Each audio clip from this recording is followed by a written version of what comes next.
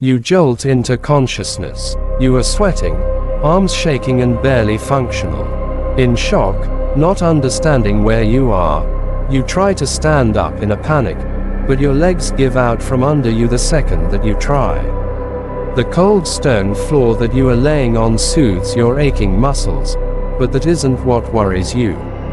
Temporarily putting the absurdity of the situation in the back of your head, you begin to observe your surroundings, but only two things catch your eye. A seemingly infinite ladder stretching above where you can see a few feet in front of you, and a note. In an adrenaline-induced daze, you ignore the ladder, and you pick up the worn piece of paper and begin reading. The rules of salvation. Rule 1. The ladder will grant you escape.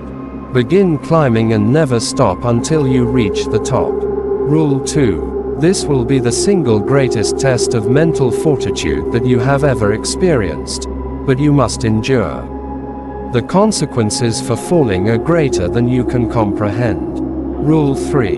It may become harder to climb as time goes on. The ladder may become barbed, or you may feel things trying to pull you down. You will suffer, but you cannot let that stop you. Rule 4.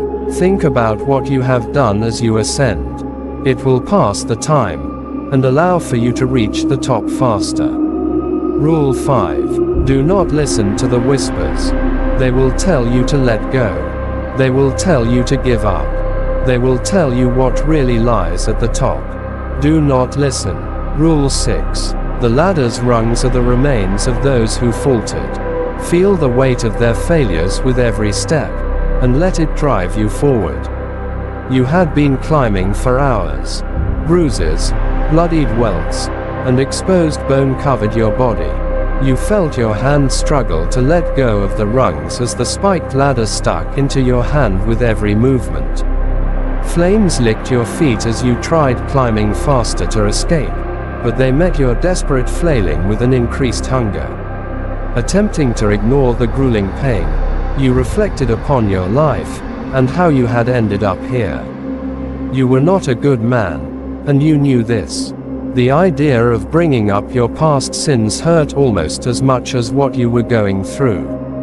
But before you had time to think about the past, you felt a gust of wind hit your face from above. Slowly, with every rung put below you, the spikes retracted, the whispers disappeared, and the flames began to pull back. With a final show of willpower, you pushed yourself to keep climbing. Suddenly, you had reached the surface. With the last remaining bit of strength that you had, you pulled yourself onto a familiar cold stone floor.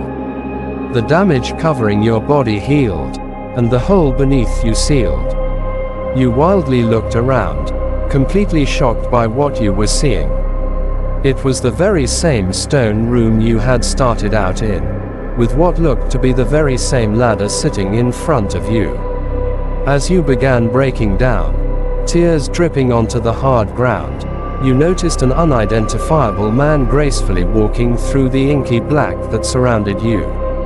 His most striking feature was his legs being that of a goat, although somehow longer and less refined. He stopped in front of you, pausing for a moment. You slowly raised your tear-stained face to meet his, and could barely comprehend what you had seen. Something resembling a smile warped onto his grotesque face as he slowly placed a familiar worn note in front of you and began to fade into the darkness. The memories of the ladder and the place you were in began to fade yet again, in an endless cycle that you couldn't remember. You yelled and reached out towards the abyss, but nothing happened. You were ignored. With your willpower fading along with your memories, you collapsed to the ground. Subconsciously, you knew your body wouldn't be able to do this again.